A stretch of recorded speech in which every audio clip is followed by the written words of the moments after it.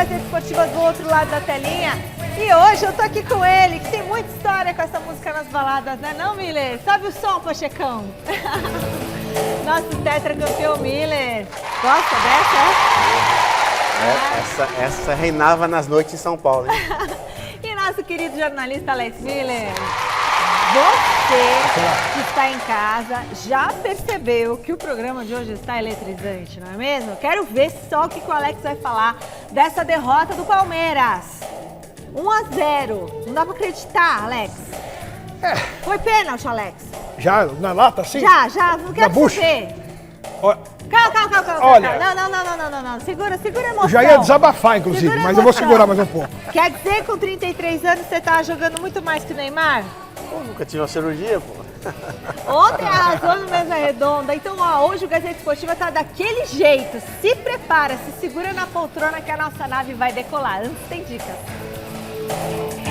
Bora falar de Campeonato Brasileiro? A noite de sábado foi especial para o Santos e para o atacante Neymar.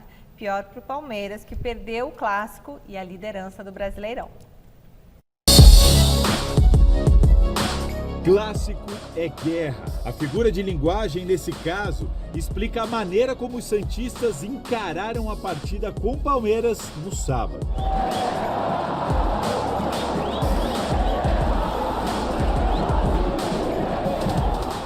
Em meio ao desespero de perceber o risco de um novo rebaixamento, a esperança de que Neymar ressurja, como eles tanto querem. Hoje o Neymar pode se redimir e daqui pra frente o Santos embalar e sair desse sufoco. Acho que o Neymar vai querer dar uma resposta pra torcida e principalmente pro Ancelotti, que não tá nem aí pra ele. Ele vai mostrar quem é o Neymar Júnior e pra que ele veio. Todo clube teve uma semana difícil, ele também. Neymar foi o último a deixar o aquecimento, sob aplausos. O apoio cresceu no anúncio da escalação e na palavra final antes da bola rolar.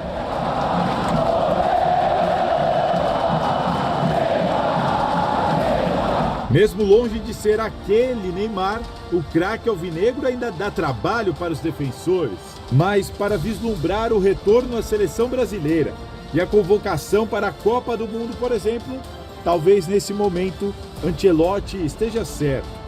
O ritmo e a intensidade estão abaixo e as jogadas nem sempre saindo como ele nos acostumou a assistir. A postura ao menos mudou depois dos polêmicos chiliques no Maracanã. Vimos um Neymar tolerante com os companheiros e até apaziguador na discussão com a arbitragem. Pegaram muito a ele, mas ele é forte, ¿sí? E ele preparou a semana dia a dia. Bueno, este dia, o próximo para chegar bem ao partido de hoje. Robinho Júnior entrou e mudou o clima até do próprio ídolo. O Santos então voltou a crescer e a Vila se encheu de esperança. O roteiro do jogo perfeito, da vitória improvável, do desafogo do desesperado, se confirmou no acréscimo. Um passe de Robinho e gol de Roleiser. O apito final gerou mais emoção e alívio do que festa em Neymar. Ele sabe que, bueno, que vamos a exigir mais de ele e ele se está preparando para isso. O torcedor, por sua vez, ganhou o final de semana dos sonhos.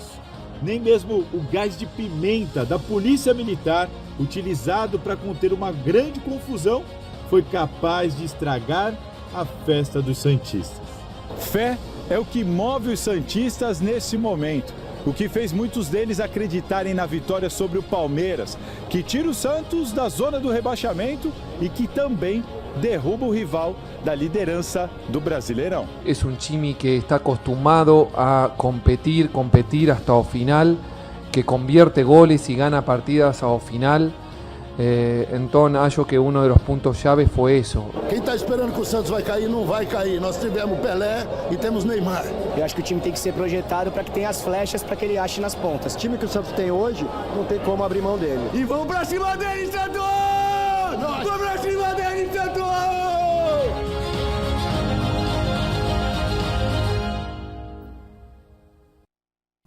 Fico feliz pelo torcedor santista viver essa emoção, sair um pouco do sufoco. E a atuação do Neymar foi uma boa atuação, não foi, Miller e Alex Miller? Boa tarde, Michele, sem dúvida nenhuma. O Santos fez uma boa partida, né? E é claro, falando do Neymar, ele jogou a segunda partida consecutiva, isso é bom para ele readquirir. Mas ele tá sem ritmo, né? Totalmente, né? O futebol hoje é muita força, né? E ele não tem mais essa força de 10 anos atrás, sabemos disso. Então, enquanto ele estava com gás, no primeiro tempo principalmente, ele conseguiu fazer algumas boas jogadas, né? Mas perdeu várias divididas porque é normal, pela falta de força que ele não tem mais. Agora, a vitória do Santos, como nós já sabemos, foi indiscutível, foi merecida pelo que o Santos construiu. É bem verdade, o gol saiu já nos acréscimos, porém o Santos insistiu, até porque precisava do resultado. Vamos ao raio-x do Neymar. Neymar deu um chute ao gol, 4 cruzamentos, sendo um certo, 48 passes certos dos 58 que ele deu, um aproveitamento de 83%. Acertou 2 dribles de 3 que ele tentou, sofreu 5 faltas, perdeu a bola 22 vezes e na defesa fez uma interceptação, recuperou 4 bolas e levou um drible. São números razoáveis, normais, não são números compatíveis ao que o Neymar já fez e ainda pode fazer, eu acredito, justamente pelo que o Miller falou. O ritmo muito baixo, né? Ele jogou um jogo quase inteiro no Maracanã contra o Flamengo, deu até aquela pequena polêmica com o treinador quando ele saiu, faltando 5 minutos, reclamando de ter saído, e o Santos fez 2 gols depois que ele saiu, e contra o Palmeiras ele jogou os 90 minutos, mais os acréscimos. Não foi uma partida brilhante, mas serviu para começar realmente a readquirir o ritmo de jogo. Não é o Neymar que o torcedor do Santos espera ver, mas também não dá para exigir que neste momento ele seja aquele que o torcedor quer ver, né? Então é uma sequência e tudo isso tem um plano na cabeça do Neymar, eu acredito, que é a Copa do Mundo. Querendo ou não, o Santos é a passagem para que ele possa chegar bem no dia da convocação final para a Copa, que eu imagino que seja ainda o objetivo dele. Daqui a pouquinho a gente fala o que o Ancelotti falou a respeito do Neymar. Mas eu te perguntei, Alex, se tinha sido pênalti, e agora está na hora de você responder.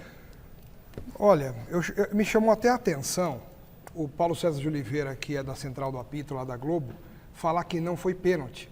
Porque todos os outros comentaristas de arbitragem e ex-árbitros, e eu conversei com 2 árbitros atuais que trabalham hoje na Série A do Campeonato Brasileiro, e todos disseram que foi pênalti. Que tem o toque por trás do jogador do Santos, em cima e embaixo. A bola, em nenhum momento, ela é jogada pelo jogador do Santos, que é o envolvido no caso. O Souza pode até ter esticado o pé para pensar em alcançar a bola, mas nessa imagem a gente vê que ele estica o pé, mas não alcança a bola, ele alcança o Maurício. Ele acaba fazendo uma certa alavanca no Maurício por baixo, além de chegar por trás nas costas com o braço também fazendo uma carga ainda maior. Então foi pênalti para mim, claro. E o Palmeiras foi prejudicado. Só me chama a atenção que quando o Palmeiras é beneficiado, é a Terceira Guerra Mundial deflagrada. E quando o Palmeiras é prejudicado, a gente não vê um furor tão grande assim. Miller, foi pênalti aí nessa imagem? Não, para mim não foi, né? Claro que vários árbitros já deram um pênalti, né? Por muito pouco, né? Muito menos que isso já marcaram um pênalti, né?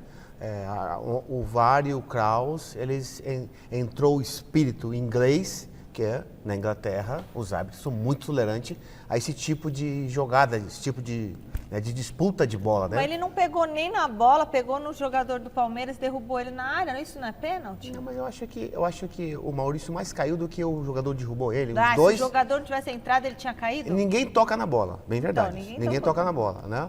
O jogador do Santos, ele tá mal posicionado, bem verdade. Ele tem que fazer uma curva, né? Então, eu achei, por estar mal posicionado, por isso que ele erra a bola e nunca vai acertar uma bola naquela posição que ele está. Eu imagino que a bola ia chegar no Maurício e o Maurício só não atacou a bola porque ele foi atacado antes pelo jogador do Santos. Aí, não sei, mas pênalti, opiniões, né?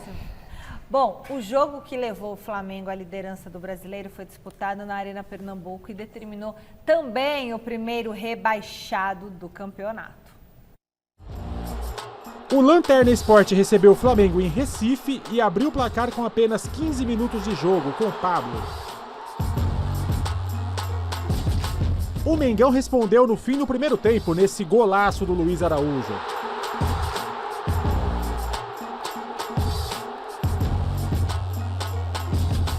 Cebolinha arriscou de fora da área, a bola explodiu na trave e bateu em Juninho. Como o atacante estava de frente para o gol, a bola morreu no fundo das redes, 2-1 Flamengo. E essa lambança entre o goleiro Gabriel e a zaga do Sport deu origem ao terceiro gol do Mengo, marcado de cobertura pelo Bruno Henrique. Dá pra entender o porquê do Sport ser lanterna, né?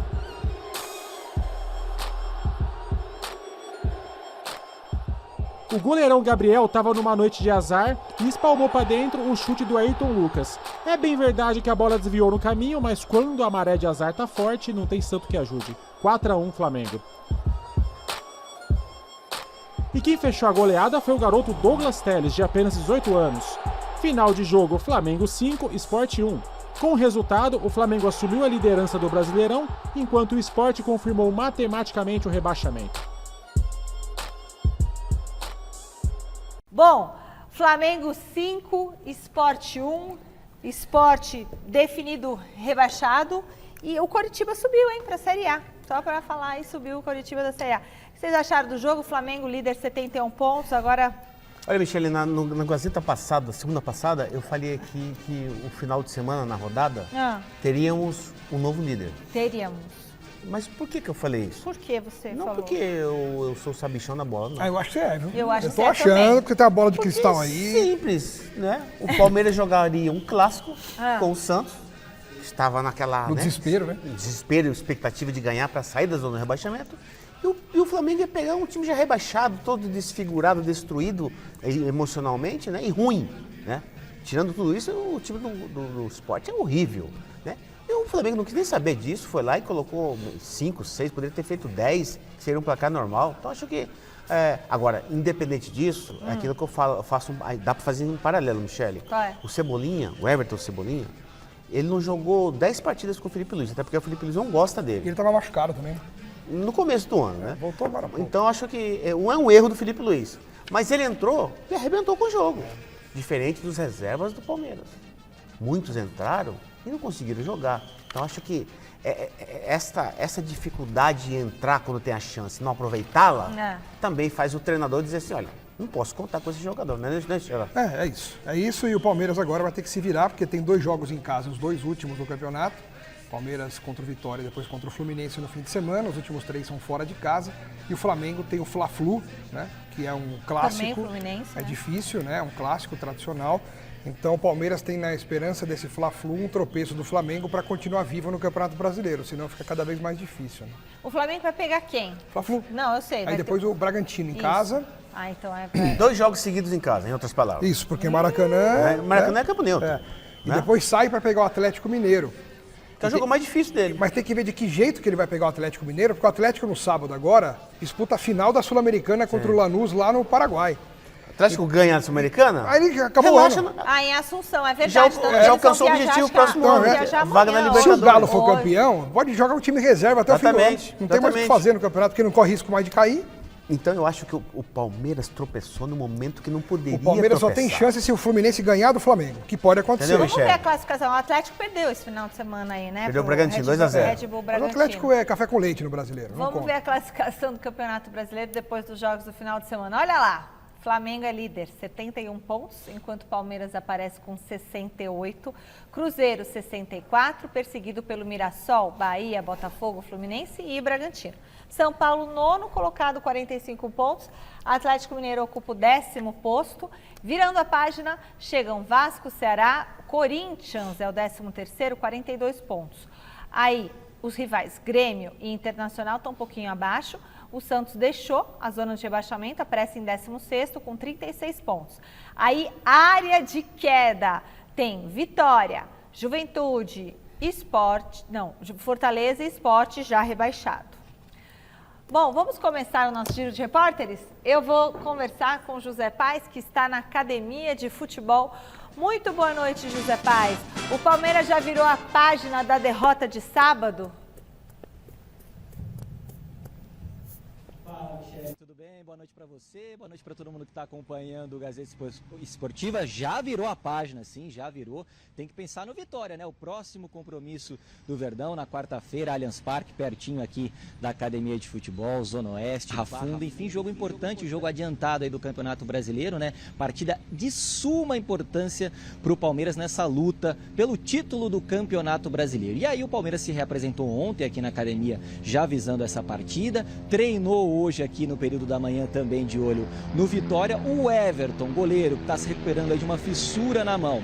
Trabalhou hoje no gramado aqui, mas ainda com restrições, segue fora. Carlos Miguel segue no gol, segue sendo o titular do Palmeiras. E aí o Abel tá projetando esse time aí para pegar o Vitória, com no mínimo 2 titulares voltando à equipe, né? O Alan e também o Andréas Pereira, jogadores que estavam suspensos na partida diante do Santos. Abel ainda sonhando também com o retorno dos jogadores que foram convocados para suas respectivas seleções aqui da América do Sul para a disputa dessa data FIFA agora de novembro. São eles, Gustavo Gomes e o Sousa, estão lá com a seleção do Paraguai, e também o Emi Martínez, o Facundo Torres, o Piquerez, esses jogadores aí disputando amistosos. E ainda tem o Vitor Roque. O Vitor Roque, ele vai voltar no avião da presidente Leila Pereira, vai voltar lá de Lille, na França. O Brasil joga amanhã com a Tunísia e ele retorna com a presidente. Os outros 5 jogadores vão voltar em voos fretados. As seleções desses outros jogadores, Paraguai e Uruguai,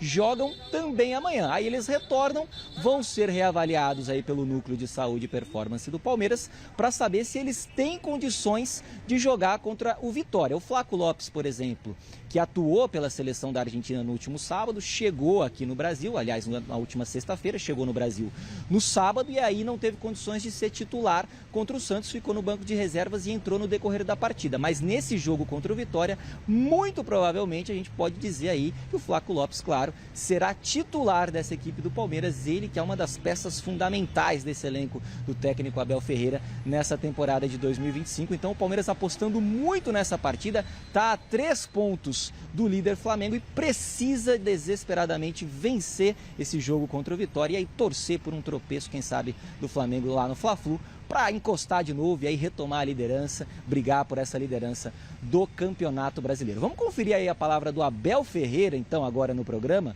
falando exatamente sobre dosar a energia dos jogadores na partida contra o Santos, ter que mexer nesse time justamente num período muito difícil para o Palmeiras, data FIFA, enfim. Vamos escutar aí Abel Ferreira no Gazeta Esportiva.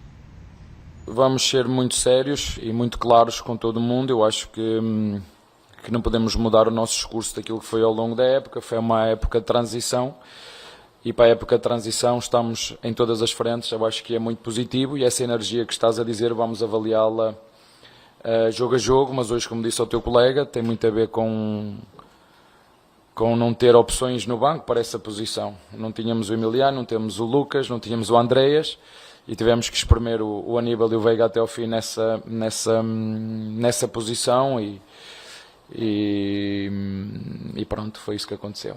Bom, Abel Ferreira falando que estava com o time desfalcado, que não tem pôde razão, fazer mudança, porque não tinha banco para tirar o Veiga, o Aníbal. E aí? Mas eu acho uma declaração muito vazia, muito superficial. Exatamente. Sabe por quê, Michele? Por quê? Porque o Rafael Veiga, ele não tem nem 30 anos de idade, tampouco o Aníbal. São jogadores jovens, né, de idade, estão em plena forma. Não tem o porquê de você substituir.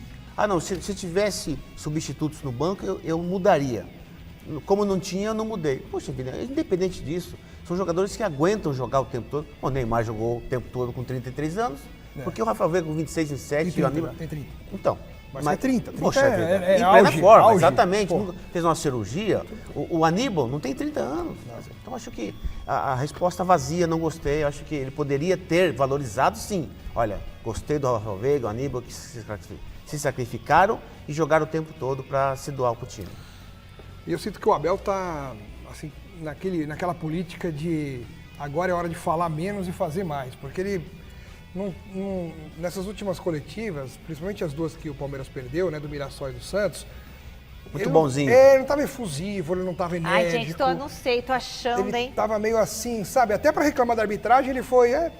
Será que ele vai embora mesmo? Acho que não. Não vai ficar. Eu acho, será que o título está escorrendo pelas mãos? Vai ficar. Eu acho que ele tá concentrado e focado no que ele vai fazer, principalmente no jogo da Libertadores. Será que é isso? Fazendo parte do planejamento dele. E o brasileiro ele vai levar do jeito que der. Eu tô sentindo isso. Eu acho que vai ser brasileiro do jeito que der, foco total na Libertadores. Tô sentindo isso. Né? Chegou a vez do Corinthians no Gazeta Esportiva. Thiago Salazar, conta pra gente qual é a nova polêmica nos bastidores do Timão. Boa noite. Boa noite, Michele. Para você, para todo mundo que está acompanhando o Gazeta Esportiva. Michele, a nova polêmica, na verdade, é uma investigação que a gente já tinha ciência que ela estava acontecendo. A pedido do presidente Osmar Stabile, o Departamento de Tecnologia do Corinthians estava fazendo uma averiguação, uma espécie de auditoria para identificar possíveis irregularidades e má gestão no controle dos estoques e nas entregas dos materiais esportivos da Nike ao Corinthians.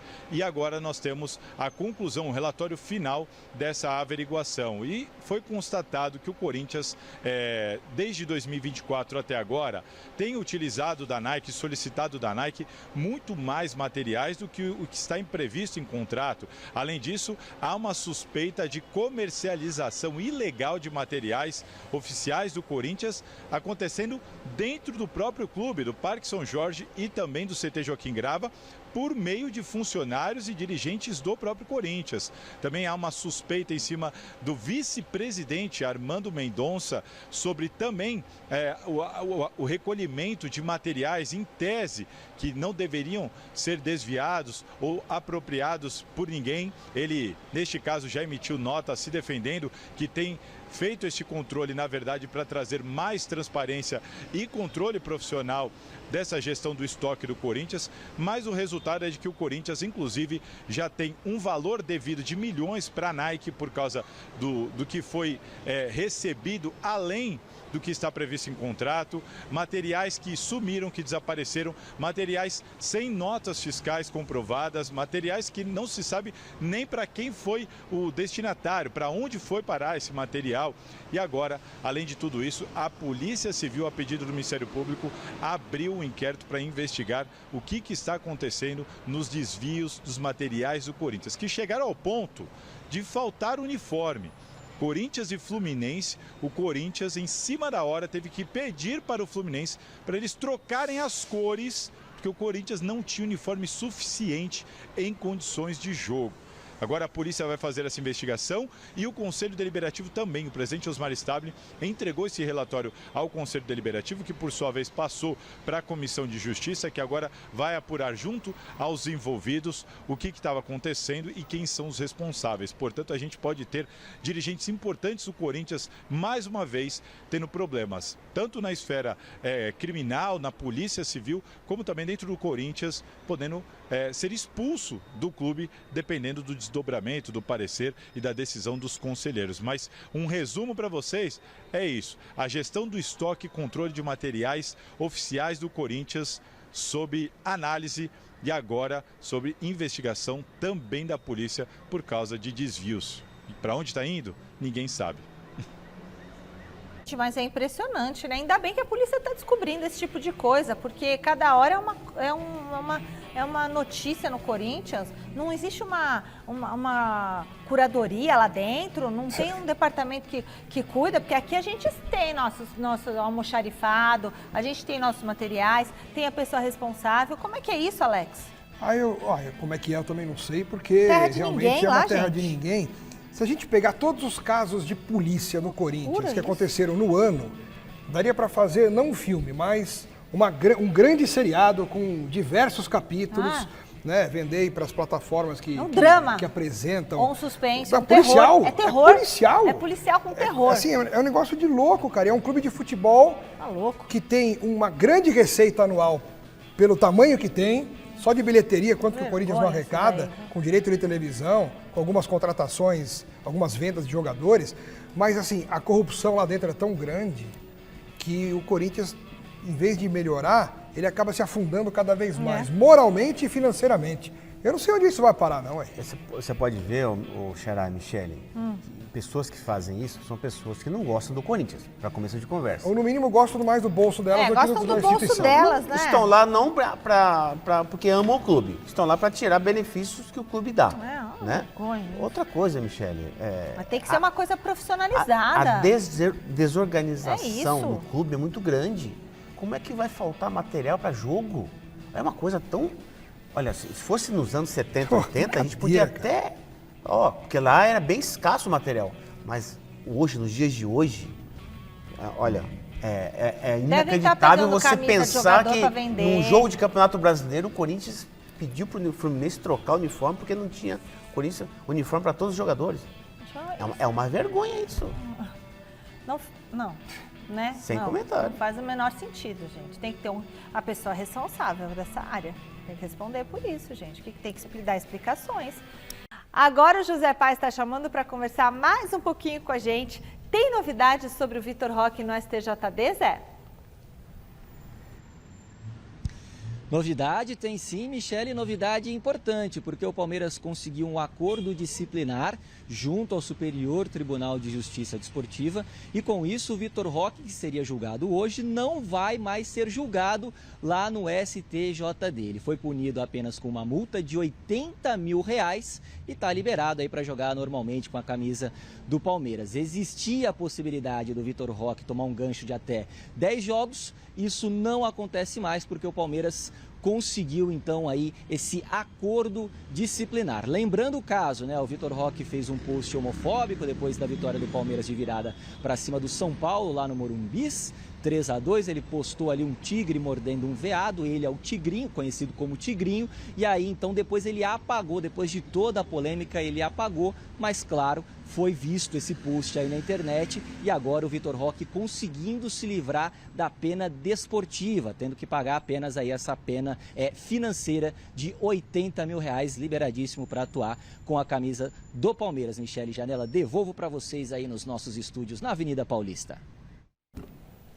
Muito obrigada, José Paz. E essa questão do Vitor Roque no STJD, Alex? Isso aí, hoje em dia, é assim, os advogados trabalham, o STJD recebe os pedidos e analisa, e no caso do Vitor Roque, eu acho que é uma coisa que ainda tentaram fazer algum tipo de paralelo com o Bruno Henrique, o que seria realmente um grande absurdo, porque o caso do Bruno Henrique foi uma situação em que ele ainda está sendo investigado na esfera criminal. Ele foi praticamente absolvido na esfera desportiva, com a multa de R$100 mil, mas na esfera criminal ainda há um processo rolando. É verdade. Porque o que ele fez acaba sendo uma conduta, né, que aos olhos da sociedade é uma conduta completamente imoral, no mínimo, né, de você privilegiar alguém com uma informação sobre algo que você vai fazer dentro de campo premeditadamente, como ele fez, de forçar o cartão amarelo. Isso foi provado com gravações e tudo. O Vitor Roque foi uma postagem infantil, numa época em que não se faz esse tipo de postagem, mas ele fez, e na minha visão, obviamente não teve nenhum caráter homofóbico, muito mais de tiração de sarro entre torcedores. Conheço muitos são paulinos, inclusive o Miller, que não se ofenderam com a brincadeira dele, o Tigrinho abocanhando lá um Bambi no dia que ele ganhou do São Paulo, coisas que no futebol são comuns, sempre foram, mas hoje em dia a sociedade não admite. Tanto é que quando ele postou, 5 minutos depois, pediram para ele retirar, ele retirou, se arrependeu, enfim. Então não é aquela mas já coisa... tinha viralizado, né? É isso. Então, vida que segue. Ainda vai ter a multa de R$80 mil, e o que para ele também não é nada, graças a Deus. E alguma coisa aí no sentido de conscientização, enfim, que vai fazer também. A vitória de sábado do Brasil sobre o Senegal por 2-0 deixou o torcedor da seleção ainda mais otimista. Que jogão! Só que o técnico Carlo Ancelotti não consegue fugir de um assunto que sempre volta nas entrevistas: Neymar. Hoje, o treinador respondeu sobre o atacante do Santos. Neymar está na lista dos jogadores que podem estar no Mundial. Agora tem 6 meses para chegar à lista final. Nós temos só que fazer uma coisa, observar ele como outros, para tentar de não fazer erros na lista definitiva. O que vocês acharam da declaração dele sobre o Neymar? Tem 6 meses. Protocolar. A declaração do Ancelotti foi protocolar. Assim como o Neymar, Michele, tem mais de 50 nomes de jogadores brasileiros na lista do Ancelotti. Até porque ele mesmo declarou, olha, dá para ter 70 nomes de jogadores com condições, né, Xará? Até o Endrick. De ir para a Copa do Mundo. Então, vai depender do Neymar, aquilo que nós falamos. Eles têm que estar bem fisicamente. Tecnicamente é outra coisa. Esse é o desafio. É o físico. E o grande vilão do Neymar, eu falei lá atrás, eu falei, o grande vilão dele serão as contusões. Ele tem que saber administrar o quê? O seu jogo. Não precisa jogar 90 minutos todos os jogos. Até porque ele não aguenta mais. Se ele jogar 5, 6 partidas, 90 minutos, ele vai ter contusão de novo, não adianta. Isso é fato. Ele vem de 3 anos parado, de cirurgias, né, Xará? Então, isso compromete fisicamente o atleta. E um jogador acima de 30 anos, Michele, tem que tomar a cuidado, tendência em se machucar é muito grande. E aí, Alex? É isso, a questão é física. A questão é física e ele tem que batalhar por estar bem fisicamente para poder chegar à Copa. Ancelotti tem contrato apenas até o meio do próximo ano, mas deixa aberta a possibilidade de ficar para o próximo ciclo de Copa do Mundo. No, no hemos conversado, pero es posible, sí, posible, porque sí, es posible, porque, como he dicho, me encuentro muy bien aquí. No tengo otras ideas que no sea, de momento, el equipo de la selección brasileña de Brasil. Para seguir, tenemos que ser 2. A CBF e yo, me creo que no tenemos prisa para hacerlo, pero la idea puede ser de seguir. Yo no tengo problema. La verdad es que el contrato antes del Mundial es mucho más barato y después del Mundial puede ser mucho más caro. Ancelotti, fala, Alex, agora sim. Deve ficar? Você acha que vai ficar? Depende da Copa, né? Eu acho que esse assunto, não esse dá tema, falar eu isso acho agora. que é complicado até para o repórter fazer essa pergunta para o Ancelotti. Com que base ele vai dar uma resposta objetiva e concreta, sem saber o que vai acontecer? É que ele falou que depois da Copa é mais caro. Tudo bem que seja, mas depende do resultado também, né? Também acho. Se o Brasil for eliminado na primeira fase, vai ser caro ficar com ele. E agora, se ele for campeão, talvez valha a pena pagar bastante para ele ficar, porque o trabalho foi maravilhoso. Então é muito cedo para você, é muito Precisa precoce. ver em campo, né, gente? Tem que ver tudo, é muito precoce para agora, depois de 2 meses que ele assumiu, falar, ele tem que ficar depois da Copa. Eu não sei como é que vai ser a Copa. Copa é Copa. Aquele negócio, o brasileiro é resultadista. Lógico. Só porque ganhou bem de Senegal, ganhou bem mesmo, jogando bem. Jogou bonito, jogou bonito. Só porque ganhou, o Ancelotti tem que ficar até 2050. Não. Se não ganhar a Copa, vai embora. Nossa, 2050 não, é muito tempo. Não, foi uma força de expressão, pô. Mas se não fizer um trabalho bem feito, é capaz de ele passar. Não tá na hora de ganhar a Copa. Se não ganhar a Copa, vai embora, não tem jeito. E todas as seleções na Copa passada, a maioria que perdeu a Copa, dispensou seus treinadores. A maioria. Esse foi um dos melhores jogos do Brasil, né? Que a gente viu na chegada do Ancelotti. É. Com a chegada do Ancelotti. Amanhã tem Tunísia, hein? Tem Tunísia pela frente. Agora nós vamos para um novo contato com o Salazar para falar sobre a possibilidade de SAF no Corinthians e também pela visita da Gaviões da Fiel à sede do clube durante o final de semana. Vai daí, Salazar. Exatamente, Michele. Bom, a gente já falou aqui no início, mais um escândalo atormentando o Corinthians, de novo um caso de polícia, um caso de averiguação no conselho, de novo com dirigentes virando alvo de investigações aí, correndo risco. E agora a gente tem uma ala de torcedores e até de sócios do Corinthians entendendo que SAF é a única solução. Para muita gente, esse modelo associativo que o Corinthians tem hoje, ele está falido. O Corinthians não vai conseguir sair do buraco se não se tornar SAF, na opinião de alguns torcedores, sócios e até alguns conselheiros. Neste momento, a única proposta que o Corinthians tem em cima da mesa é a proposta da Safiel, como nós já explicamos aqui, onde os torcedores poderiam comprar ações do clube, enfim, o Corinthians não teria um dono específico e sim todos aqueles que quiserem participar dessa situação, colaborar, comprando, entre aspas, um pedaço do Corinthians. A Safiel é a única proposta na mesa, só que agora vem a informação. A Safiel hoje tem uma rejeição muito grande no Corinthians. A rejeição, principalmente no Conselho Deliberativo, é assim, quase que absoluta. E pelo andar da carruagem, pelas informações que estamos apurando, dificilmente a proposta vai ser até debatida, quanto mais votada. A proposta da Safiel, do jeito que ela foi entregue hoje, do jeito que ela está em cima da mesa hoje, e com as pessoas que estão envolvidas nela, com muitos apoiadores, por exemplo, da gestão Augusto Melo, muito provavelmente ela não passará pelo Conselho Deliberativo. Os conselheiros estão dispostos a discutir a reforma estatutária ou, quem sabe, uma nova proposta de SAF. Mas a Safiel, que aparece como alternativa nesse momento, hoje, Michele, tem uma rejeição muito grande. a proposta, a Safiel vai apresentar a proposta aos Gaviões da Fiel, a torcida organizada do Corinthians, que foi nesse final de semana ao Parque São Jorge, pedir uma reunião. O que a Gaviões quer? Basicamente, juntar todo mundo numa sala e tentar resolver o problema do Corinthians. Essa foi a frase dita pelas pessoas dos Gaviões ali, da diretoria, da assessoria da Gaviões, dizendo, olha, a gente quer juntar todo mundo aqui numa sala e resolver o problema do Corinthians, seja para o caminho que for.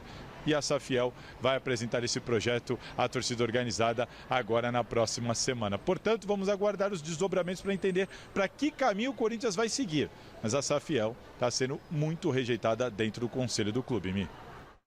Ai, obrigada, Salazar.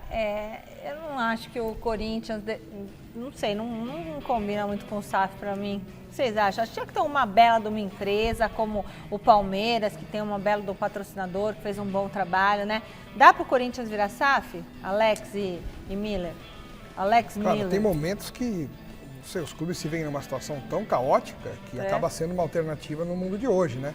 Agora, não sei se isso seria algo perpétuo ou se daria para, no futuro, quando as coisas estivessem equilibradas, deixar de ser SAF. Não sei se, a partir do momento que passa a ser, fica difícil deixar de ser.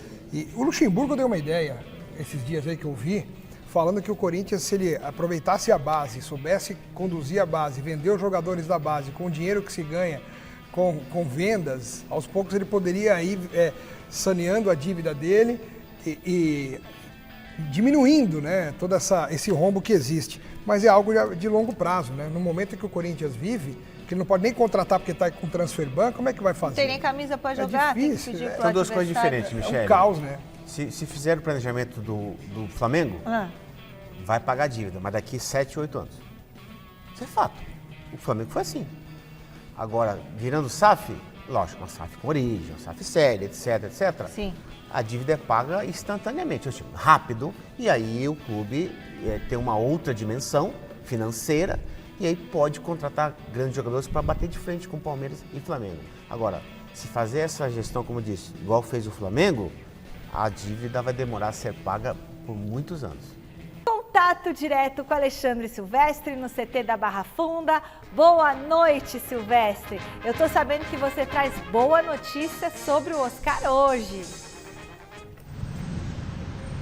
Sim, sobre o Oscar, ótima notícia, Michele. Em primeiro lugar, o departamento médico tem sido a maior dor de cabeça, ou uma das maiores dores de cabeça do São Paulo na temporada, tanto que 70% dos jogadores do atual elenco e algum momento dessa temporada, desse ano, passaram pelo departamento médico do São Paulo, por um motivo ou por outro. O último paciente é o Arboleda, que sentiu um problema muscular, foi detectada uma lesão na coxa, está fora do clássico contra o Corinthians nesta quinta-feira em Itaquera pelo Campeonato Brasileiro. O Lucas Moura sentiu dores, está sendo poupado dos treinamentos, também não deve jogar. O joelho dele voltou a doer. O Pablo Maia pode ser a novidade, recuperado de um problema no pé, tem treinado normalmente. O Oscar, Michele, que ficou internado no Albert Einstein, realizando bateria de exames, minuciosos exames no coração, pressão arterial, ele teve um mal súbito dias atrás, chegou a desmaiar, passou por todos os exames e no domingo, ontem,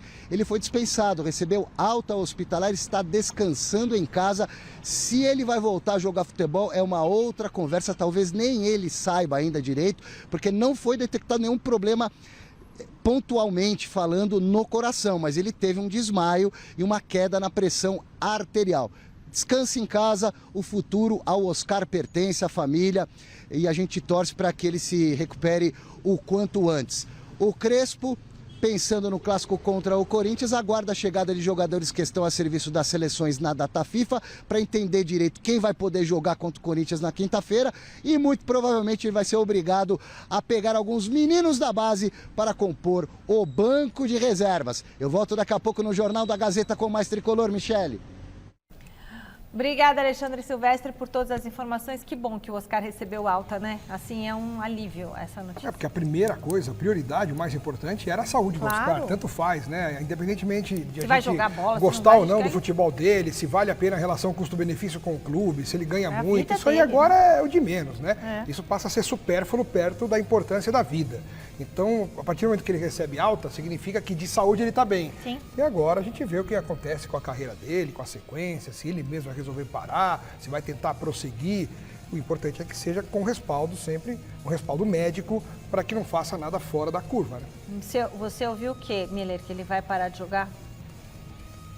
Não vi nada assim, bicha. Não estou sabendo de nada, né? Claro, né? Todos nós torcemos para que ele recupere bem, fique 100% bem de saúde, né? E eu espero que ele volte a jogar, mas não no São Paulo.